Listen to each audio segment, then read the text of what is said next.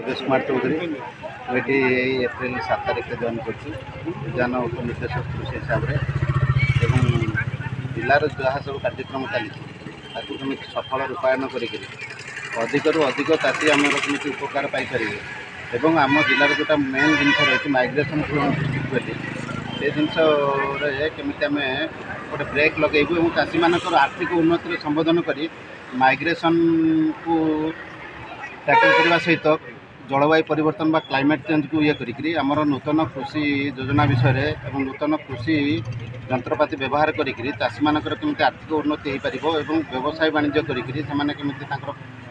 उत्पादन को बिक्री करी आर्थिक उन्नति करेंगे और तालीम भी दिज्व विभिन्न विषय से विषय में जत्नवान हेबू। आज जो कार्यक्रम में आम चाषी मान कृषि विभाग उद्यान विभाग अन्य विषय विभाग समस्त कार्यक्रम विषय सचेतन कराइबू और जहाँ जहाँ सहयोग दरकार से आम सफल प्रयास करूँ बोली मोर हृदय अच्छी आम निश्चित अचीव करूँ। गोटे जिन कहवाक